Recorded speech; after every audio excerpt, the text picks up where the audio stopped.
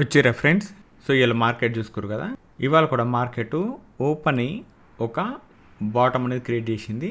ఈ బాటమ్ దగ్గర చిన్న డిమాండ్ ఉందని చెప్పేసి నేను గ్రూప్లో ఒక మెసేజ్ పెట్టిన, అది రెస్పెక్ట్ ఎలా చేస్తుంది అబ్జర్వ్ చేస్తా అని. ఓకే, ఇది ఇక్కడనే సస్టైన్ అయింది, ఇది బ్రేక్ కాలేదు. 50-50 ఛాన్స్ ఉన్నప్పటికీ కూడా ఇక్కడ నుండి ప్రైస్ అనేది బౌన్స్ అయింది. ఓకే, బౌన్స్ అయినప్పటికీ కూడా ఇది ఆప్షన్ బయర్కు పనిచేసే ప్రైస్ యాక్షన్ కాదు, ఇది జనరల్గా హెడ్జింగ్ లాంటిది, లేకపోతే ఫ్యూచర్లో ట్రేడ్ చేసిన వాళ్ళకి ప్రాఫిటబుల్ ఉంటుంది. ఆప్షన్ బయింగ్ అంటే ఈ 2 క్యాండిల్, ఈడ 1 క్యాండిల్, ఈడ 2-3 క్యాండిల్ ఇలా క్యాప్చర్ చేయాలి స్కాల్పింగ్ టైప్లో.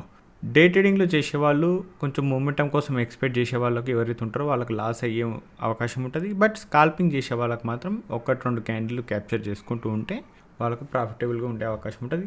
ఇలాంటి మార్కెట్ ఇంకా ఎక్స్పెక్ట్ చేయొచ్చు, ఇంకా ఉంటే రాను ఇవాళ ఒక్కరోజుతో అయిపోదు. ప్రస్తుతానికైతే నాకు బ్యాంక్ నిఫ్టీలో ఒకటే డిమాండ్ ఉంది. ప్రైస్ ఎక్కడి నుండి అయితే ఎగిరిందో అదే 57,077, 57,037 ఈ రేంజ్ దగ్గరికి వచ్చి రిజెక్షన్ ఇస్తే ఇక్కడనే నేను అబ్జర్వ్ చేస్తాను తప్ప వేరే ప్లాన్ చేయను. లేదు ప్రైస్ ఇప్పుడు కరెంట్ ప్రైస్ అయితే ఇక్కడ ఉంది కదా, ఇక్కడ నుండి పైకి ఎంత స్పేస్ ఉందో కిందికి కూడా కొంచెం ఎంతో కొంత స్పేస్ ఉంది. సో కింద దగ్గర ఉంది కాబట్టి డిమాండ్ మీద ఫోకస్ చేస్తే, ఒకవేళ కాదు గ్యాప్ అప్ ఇట్లా అని పోయి సప్లై ట్రిగ్గర్ అయితే ఈడన్నా హెడ్జింగ్ ప్లానింగ్ అనేది ఉంటుంది బేరిస్ సైడ్ ప్రాపర్ రిస్క్ మేనేజ్మెంట్ తోటి. ఓకే, సో ఈ సప్లై అండ్ డిమాండ్ మధ్యలో గేమ్ ఉంటుంది, మధ్యలో ఎక్కడ ట్రేడ్లు ఉండవు. సో ఈడ ఒకటి 2 ప్లాన్లు మాత్రమే ఉంటాయి ఒక రోజుకి. ఒక పర్ ఒకటే ఉంటుంది, ఒక పర్ ఉండవు కూడా, ఒక పర్ 3 కూడా రావచ్చు. అంటే 2 ఎంట్రీ ప్లానింగ్లు కాకుండా 3 ఎంట్రీ ప్లానింగ్లు. సో ఎక్కువ ప్లానింగ్లు అనేది ఉండదు. ఎప్పుడైనా చాలామంది అనుకుంటుంటారు 100 ట్రేడ్లు చేయడం వేరు, 3 ట్రేడ్లు చేయడం వేరు. సో 100 ట్రేడ్లు చేస్తే అంటే ఏంది అర్థం, 3 ట్రేడ్లతో కంపేర్ చేస్తే 100 ట్రేడ్లు ఎక్కువ ట్రేడ్లు చేయడం, ఎక్కువ ట్రేడ్లు చేస్తే ఎక్కువ ప్రాఫిట్ వస్తుంది అనేది అదే మైండ్ సెట్లో ఉంటారు. కాదు, ఎక్కువ ట్రేడ్ చేస్తే ఎక్కువ లాస్ వచ్చే అవకాశాలు ఎక్కువ ఉంటాయి అన్నమాట. ఏదో ఒకసారి క్యాప్చర్ చేసి, అంటే మనకు బిగినర్గా ఉన్నప్పుడు ఆల్మోస్ట్ రిటైలర్స్ గురించి మాట్లాడుతున్నా, 100 ప్రయత్నాలు చేస్తే మిస్టేక్సే ఎక్కువ ఉంటాయి. కాబట్టి ఇలా ప్రాఫిట్ వచ్చే వాటికన్నా లాస్ వచ్చే అవకాశం ఎక్కువ ఉంటుంది. కాబట్టి ఖచ్చితంగా 100లో ఒక దగ్గర మీరు తప్పించుకొని ప్రాఫిట్ తీసినా కూడా ఇంకో దగ్గర మాత్రం చూసుకుంటుంది అది. కానీ అదే ప్రాఫిటబుల్గా ఉన్నా లేకున్నా 3 ఎంట్రీలతోటి క్లోజ్ చేసేసినాం అనుకో, అప్పుడు ఏమైపోతుంది, బ్రోకరేజ్ తక్కువ ఉంటుంది, ట్రేడ్లు తక్కువ ఉంటాయి, డిసిప్లిన్గా వర్క్ చేయొచ్చు. ఇలా చేస్తే కూడా డిస్టర్బ్ అవ్వం, క్యాపిటల్ కూడా పోదు.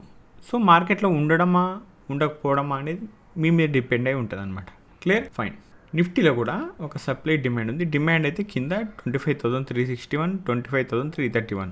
ఎందుకు డిమాండ్ అంటే చూడు, ప్రీవియస్గా ప్రైస్ ఇక్కడ నుండి బౌన్స్ అయింది కదా, ఇక్కడ నుండి బౌన్స్ అయింది కాబట్టి మళ్ళీ ఇక్కడనే నేను ఒక రేంజ్ అనేది డ్రా చేసిన. ప్రైస్ ఇక్కడ నుండి సస్టైన్ అయ్యి కిందికి ఫాల్ అయింది కాబట్టి ఇది మళ్ళీ సప్లై ఒక డ్రా చేసిన 25,549, 25,530.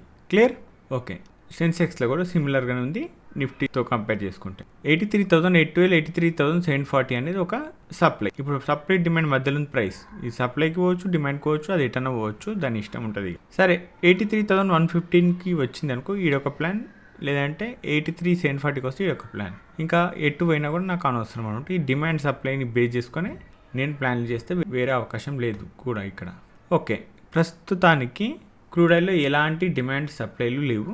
ఒకవేళ ఇది సప్లై అనుకుంటే పొరపాటే, ఇది 2 క్రియేట్ చేసిందిగా ఇంకోసారి క్రాస్ చేసే అవకాశం ఉంటుంది. కాబట్టి ఇది క్రాస్ చేసే అవకాశం ఉన్నప్పుడు కింద డిమాండ్ వెతుక్కోవాలి మనం. ఏడికెళ్ళి మనం బాటమ్ క్యాప్చర్ చేస్తే ఇది బ్రేక్ అయ్యే అవకాశం ఉంటుంది అనేది. సో అది జనరల్గా ఎట్లా చూసుకోవాలంటే, ఇక్కడ చూడండి, ఇది ఈడికి వచ్చి ఇట్లా పోయింది ప్రైస్, మరి ఈడ ట్రా చేయొచ్చు కదా, మరి ఈడ ఎందుకు ట్రా చేసినాం అంటే ఫస్ట్ ఒకసారి ట్రై చేసి ఫెయిల్ అయింది చూసిరా, దీని మీద ఇది బ్రేక్ చేసింది. ఇది ఇంపార్టెంట్ అయిపోతుంది నాకు. ఓకే, ఇప్పుడు మీరు జస్ట్ అబ్జర్వ్ చేయండి, ఇది నా డిమాండ్, వీడికి వస్తే నేను ఒక చిన్న క్వాంటిటీ ప్లాన్ చేసినా కూడా దీని మీద క్రాస్ అయ్యి, ఈ క్రాస్ అయ్యేటప్పుడు ఇది కొంచెం మీద పెద్ద క్యాండిల్ వచ్చే ఛాన్స్ ఉంటుంది. ఎందుకంటే ఇది బ్రేక్ చేయాలిగా, ఇది first time, second time, third time maximum break అవ్వాలి, ఎందుకంటే డిమాండ్ కూడా మంచిగా ఉంది కాబట్టి. సో ఇక్కడ నుండి కొంచెం బుల్లిష్గా అయితే ఆలోచిస్తుంటా. ఎప్పుడైనా డిమాండ్ క్రియేట్ చేసింది అనుకో, ఆ డిమాండ్ నుండే నేను ప్లానింగ్ చేస్తుంటా, సప్లై నుండి సెల్లింగ్ చేస్తుంటా. ఇది మార్కెట్లో కామన్. ఇక న్యాచురల్ గ్యాస్, ఇవి 2 రిజెక్షన్ ఏరియాలు ఉన్నాయి. ఒకటి 281 అండ్ ఒకటి 283. ఓకే, ఇక్కడ రిజెక్ట్ అయిందా, ఓకే, కొంచెం బేరిష్గా ప్లాన్ చేస్తా. ఇది రిజెక్ట్ అయినా కూడా ఇంకా కొంచెం బేరిష్గా అయితే ప్లాన్ చేస్తా. నాకు కింది దాంతో చూస్తే పైది స్ట్రాంగ్గా కనబడుతుంది. బట్ ఏదైనా సరే నాకు 2 అవకాశం వస్తే 2 ప్లాన్ చేసుకుంటా. Clear, fine. సిల్వర్ మైక్రో ఒక సప్లై ఉంది, వీడికి రెస్పెక్ట్ చేస్తుందా, నేను ట్రేడ్ చేస్తానంటే నో, ఎలాంటి ప్లాన్లు అయితే చేయను నేను. కాకపోతే ఇది రెస్పెక్ట్ చేసి కిందికి వచ్చిందా, ఓకే, బేరీ సైడ్ ఉన్న వాళ్ళకు మేబీ ప్రాఫిట్ ఉండొచ్చు, బట్ నేను ట్రేడ్ చేయను. ఇది ఒకవేళ బ్రేక్ అయితే ఇదే నా డిమాండ్ అవుతుంది అనేది ఇంపార్టెంట్. సో ఆ డిమాండ్ కోసం వెయిట్ చేస్తున్నా. ఒకవేళ డిమాండ్ కాకపోతే వదిలేస్తా. ఇది స్ట్రాంగ్ కాదంటే మళ్ళీ స్ట్రాంగే ఉంది, దానికోసం వెయిట్ చేస్తున్నా, అంతకుమించి ఇంకేం లేదు. ఈ రిస్క్ గేమ్ అంటే నాకు టైం కూడా ఉండదు దాంట్లో అన్నిట్లో ట్రేడ్ చేయడానికి, అందుకే ఇది వదిలేస్తే ఇవ్వాలి. Clear, fine. ఇవాళతోటి నేను 4 షార్ట్ వీడియోలు అనేది అప్లోడ్ చేసిన, 4 కాన్సెప్ట్స్. ఓకే, ఇప్పుడు పాతవి ఏవైతే ఉన్నాయో, పాతవి అంటే నేను చేస్తూనే ఉంటా, టెస్టింగ్ చేస్తూనే ఉంటా, చూస్తూనే ఉంటా, చెక్ చేస్తూనే ఉంటా. ఎన్నో రకాల స్కాల్పింగ్ కానీ, డే ట్రేడింగ్ రిలేటెడ్ కాన్సెప్ట్స్ కానీ, క్యాండిల్ స్టిక్ రిలేటెడ్ టాపిక్స్ కానీ, క్యాండిల్ని ఎట్లా రీడ్ చేయాలి, క్యాండిల్ని ఎలా అనాలిసిస్ చేయాలి, ఎలా అర్థం చేసుకోవాలో, మనకున్న 6 గంటల మార్కెట్ని, వీటి రిలేటెడ్ చాలా టాపిక్స్ ఉంటాయి. అవన్నీ ఒకటి చెప్పుకుంటూ వస్తాయి. ఇక కాకపోతే ఈ షార్ట్ వీడియోస్ 4 అప్లోడ్ చేసినాక ఇందులో మీకు నచ్చింది ఏది, ఫస్ట్ అప్లోడ్ చేసిందా, సెకండా, థర్డా, ఫోర్తా, దాని పేరు చెప్పండి చాలు. నాకు నంబర్ చెప్తే అర్థం కాదు, పేరు చెప్తే చూస్తాను నేను అది. Okay, fine. ఈ 4 షార్ట్ వీడియోస్ అప్లోడ్ చేసిన చూడండి, అవి చాలా ఇంపార్టెంట్. వాటి మీద ఒక అర్ధగంట వీడియో కూడా చేయొచ్చు ఒక్కొక్క దానికి, బట్ అంత టైం కుదురుతలేదని నేను షార్ట్ వీడియోస్లో చాలా తక్కువ టైంలో మీకు క్లియర్గా అర్థమయ్యేటట్టు షార్ట్కట్లో చెప్తున్నవి. ఓకే, దాన్ని బ్యాక్ టెస్ట్ చేయండి, చేస్తే మీకు రిజల్ట్ ఎట్లుందో మీరే చెక్ చేసుకోవచ్చు. ఓకే, గుడ్డిగా బై సెల్ అని కాకుండా దాన్ని బ్యాక్ టెస్ట్ చేసి ప్రాపర్ వేలో అర్థం చేసుకోండి దాన్ని. Clear, fine. సో ఫ్రెండ్స్, ఈ వీడియోలో మాత్రం ఇంతే. మళ్ళీ రేపటి వీడియోలో మళ్ళీ కలుసుకుందాం. అంతవరకు ఉంటాను, బాయ్.